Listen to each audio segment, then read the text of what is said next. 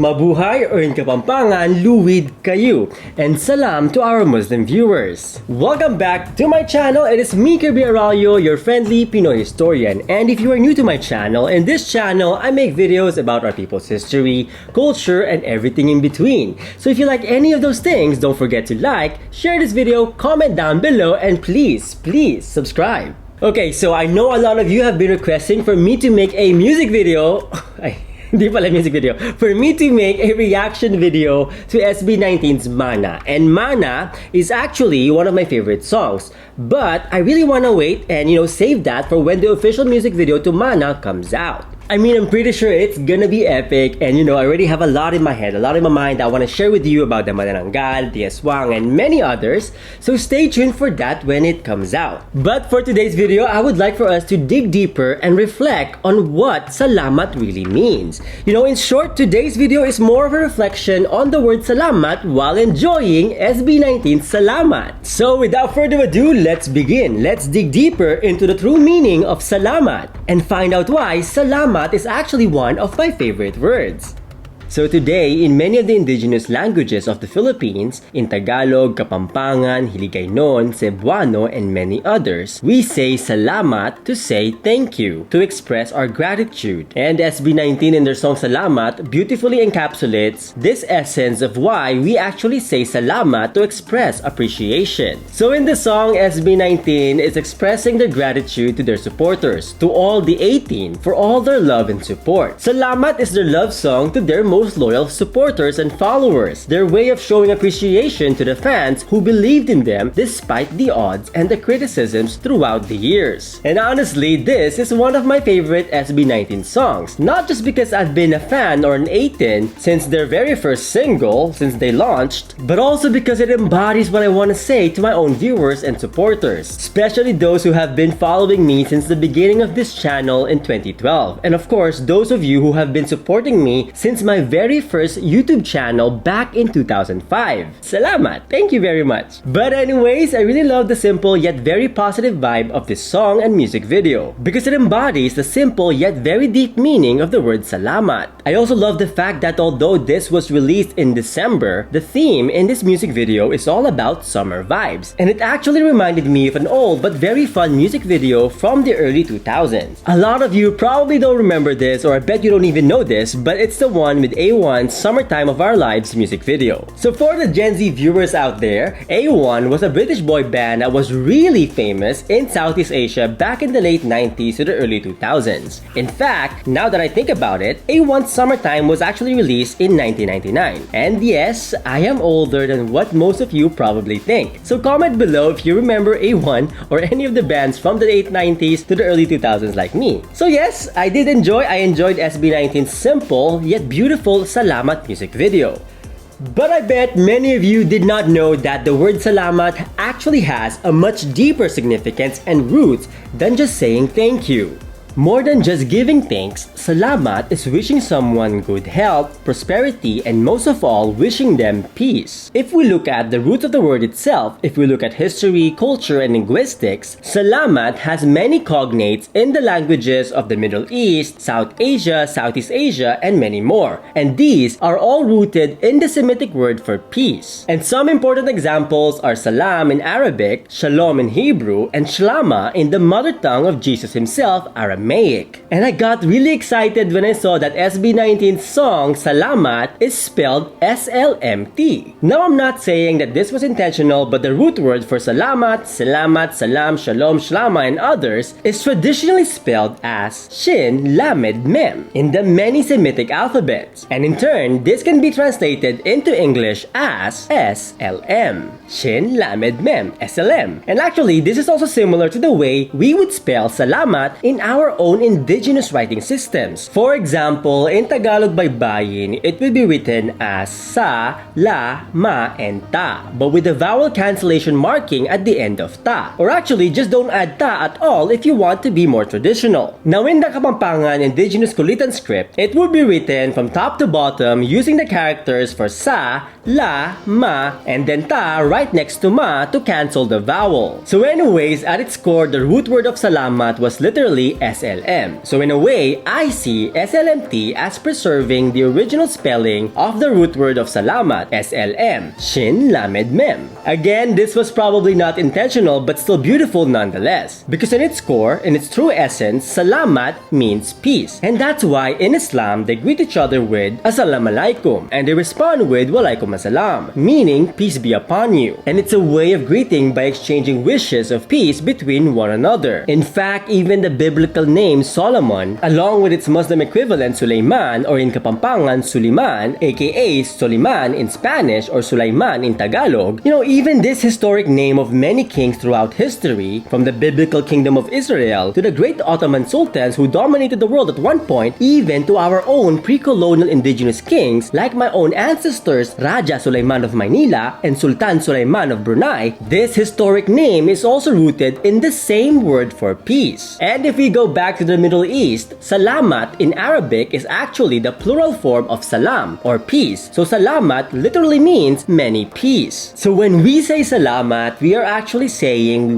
wish you a lot of peace. And in the South Asian languages of Urdu, Hindi, Punjabi, and others, the word salamat is also used to mean safety, to wish someone safety. Now, if we visit our own neighbors in Southeast Asia and learn more about their own languages, such as in Bahasa Melayu or Bahasa Indonesia, salamat is often used in many greetings. For example, salamat datang, to welcome someone arriving, wishing you peace and safety upon your arrival. Salamat pagi, to wish someone good morning. Salamat jalan, to say farewell or wish safe travels to someone leaving. And if you notice, it is all an expression of wishing one's safety and well-being. And so salamat in the many languages of what is now the Philippines has been used by our people, by our own ancestors, to express gratitude, to give thanks, to express appreciation by wishing the other person or people peace, safety, and good health. So if we dig deeper and reflect on the roots of this everyday word that we use today, more than just saying thank you, salamat is a word deeply rooted in peace and harmony. In Kapampangan, Tagalog, Binisaya, Maranao, and many others, salamat is our way of saying thank you. But more deeper than just saying thank you and expressing gratitude, salamat wishes you peace, prosperity, and good health. In fact, even the word Islam was derived from the word salam. Now, I'm not saying that salamat is strictly a Muslim word, because clearly it is used by many ethnic groups in the Philippines regardless of religion,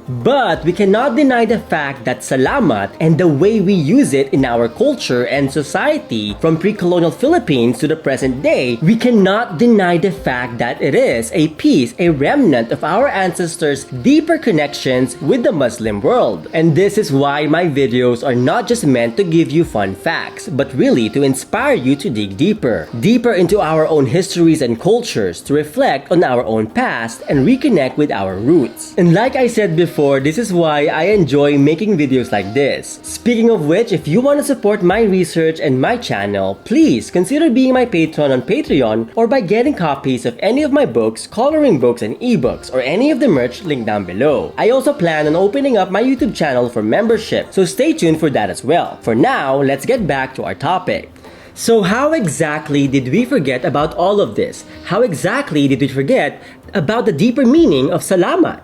Honestly, there's no simple answer to this question, but overall, it has a lot to do with colonialism. Unknown to many, Spain itself had a long history, almost 1,000 years of being part of the Muslim world. And I'll be making a video about this in the future and how it affected the way they colonized the Philippines and how they treated our ancestors. But long story short, the Spaniards who conquered the Philippines saw the Muslim population of our islands in a very similar manner as they viewed the Muslims that their grandfathers and great-grandfathers had fought for centuries. So basically, there was a lot of racism and bigotry against the Muslims in Spain, and when they reached our islands and found that many of our ancestors were indeed Muslim, they basically imported the same bigotry and hatred into our shores. And we see this in the way the Spaniards in the Philippines described the Moros. In fact, the word Moro itself, or Moors in English, was actually the name that European Christians used to refer to the Muslim people of Spain, Portugal, North Africa, and different parts of the Mediterranean. So for them, the Moros were barbaric, savage, and uncivilized, despite the numerous evidence to the contrary. And they also used this mindset to justify their conquests and the violence that colonialism unleashed into our islands. And alongside converting our ancestors into Christianity was the importation of this hatred against Muslims. Now don't get me wrong, I'm not saying that there was no conflict between our own ancestors before colonialism. But just like the political systems and the mythologies of our ancestors, religion was not rigid back then. It was not rigid or us versus them like how religion was understood in the West during this time. In fact, multi-faith families were pretty common throughout our islands, actually throughout Southeast Asia. It was normal and pretty common to have a Muslim father with a Hindu mother, or Hindu father with a Buddhist mother, all under the same roof. You know, there was a lot of relatively peaceful coexistence, and more importantly, there was a lot of respect towards one's chosen beliefs. Practically, our ancestors were free to choose their own beliefs without prejudice. Unlike today, when so many would automatically assume the worst against somebody based on their religion alone. So yes, our ancestors' spirituality and religious devotion was not rigid nor hateful. It was not us the good versus them the evil. It was not black and white. In fact, it was very vivid, very colorful, with a lot of shades and gradients in between.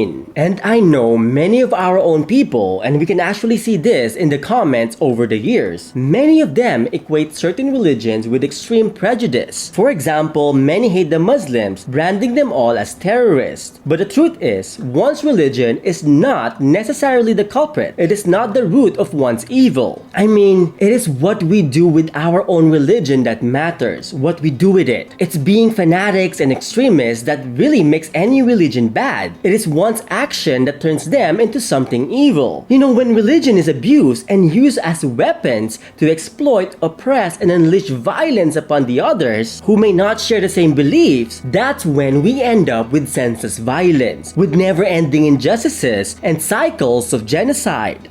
Now, sadly, this is not where the story ends. But don't worry, there's always hope, so let's dig deeper.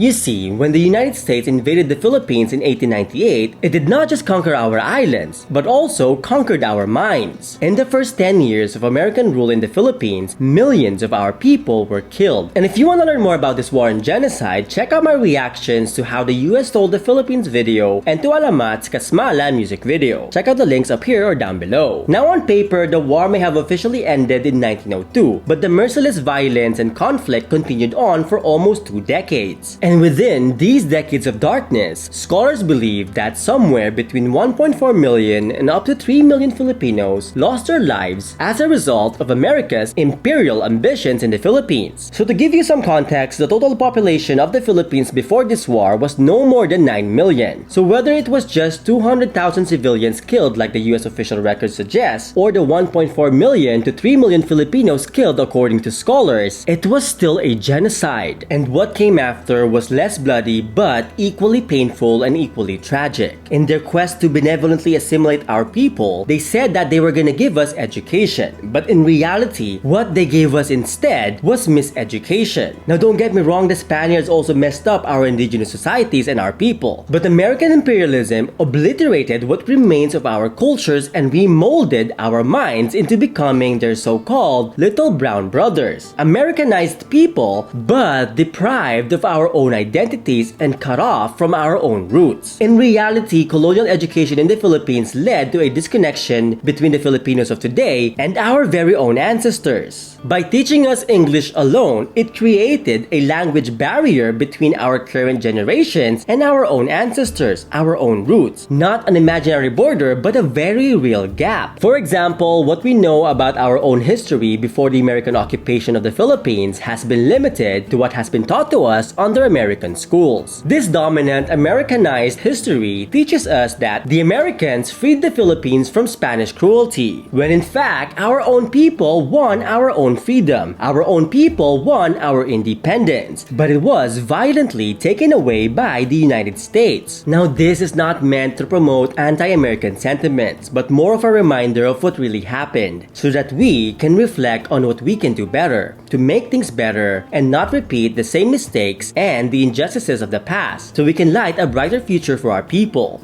Pero Kuya Kirby, wait lang. We owe them our education, right? So, what's wrong with that? In my research in grad school at Harvard, I stumbled upon documents that literally tells us that the American colonial education system in the Philippines was called industrial education, which means that schools were set up throughout the islands to serve American capitalism, more than for the benefit of our people. For example, schools were made to compete against each other in the production of commodities such as furnitures and other cottage industries of the time. Students were trained heavily in the mass productions of these products rather than teaching them the letters and the arts nor the math and the sciences. I mean, don't get me wrong, they did teach these subjects, but overall the objective of this industrial education was to make profit over the genuine education of an entire population. They drilled young Filipinos into becoming mass workers for American industries rather than developing their own critical thinking skills and to use their own talents to develop our own industries in the Philippines. They also embedded images of white American heroes into the minds of the Filipino children while at the same time erasing any respect the younger generations had for their roots, for our roots. They depicted indigenous cultures as barbaric while painting the United States as the land of fortune, freedom, and progress. They emphasized that white is beautiful and glorious while darker skin equates to ignorance and ugliness. In reality, they set up schools to glorify the American way of life, that in order for us to be successful, we must appear, act, and speak like Americans. And again, miseducation negatively impacted the minds of the Filipino people. An example of how they did this was to strip us of our mother tongues and culture through their school system. Today, many Filipinos say salamat just to simply mean thank you, like how the Americans express gratitude. Yet, our ancestors used the word salamat not just to simply say thanks, but really to express gratitude by wishing the other person peace, prosperity, and good health. And today, the Muslim communities in cities like Manila face daily discrimination. Yet Manila itself, and along with other pre-colonial places in Luzon, like in Pampanga and Bulacan, were once Muslim city-states. I mean, my own direct ancestors, the Rajas of Manila, were the descendants of the Sultans of Sulu and Brunei, which according to oral traditions were also descendants of the Prophet Muhammad himself. And yes, Islam in our islands was not just limited to Sulu and Mindanao. Many of our ancestors were Muslims, but many of us today forget that we've always had a deeper connection to the Muslim world. Because of this misunderstanding and misconception perpetuated by the miseducation of our people, it really vilified and distorted our own perspectives towards our own indigenous and Muslim communities. One could go on and on and on about how the Spaniards and the Americans miseducated the people of the Philippines, the results of which still deeply influence the mindset and the culture of the Filipino people up to this very day. They did this by ignoring and erasing our very own colorful cultures and by literally banning our own native languages. My own Lola Feli from Pangasinan and Manila would tell me that they get punished in schools, physically punished for speaking Pangasinan or even Tagalog. They were only allowed to speak in English, and not just any English, but they must do this in the proper American school accent. Now this changed after World War II, but not for everyone. So by the time I went to elementary school in the Philippines, Filipino based on Tagalog was already the official national language. School children like myself were punished for every non-English word and non-Tagalog words we speak. I remember it was 1 peso per Kapampangan word I spoke. And it was not just paying a fee, but it was also a public embarrassment. Students and even school teachers would often shame people who spoke a language other than Tagalog or English. But honestly, we cannot blame them. The school system was created to keep us ignorant of our own brilliance. So apart from having mestizo roots, I'm part Tagalog, part Kapampangan, Pangasinan with an indigenous Aita ancestry. And going through a school system that shames these cultures used to make me feel ashamed of my own identities. I used to think that Kapampangan was the language of the uneducated because we were taught in schools that that English is the language of the educated, and right next to it was Tagalog or Filipino, but not the rest. And this is problematic because by elevating and imposing one language over the others, you are literally ignoring treasures of knowledge that one language possessed alone, or in the case of the Philippines, 187 languages. I mean, think about it. Just imagine the wealth of knowledge you can find in these diverse languages. So by erasing one's own language and demonizing one's own narrative and identities, we are practically destroying what binds our communities together and what literally connects us to our past. And sadly, many of these colonial miseducation policies were carried over into our school system even after our official independence from the United States. So it is really important for us today to rediscover and reconnect with our roots. So how exactly do we do this? How exactly can we reconnect with our own roots?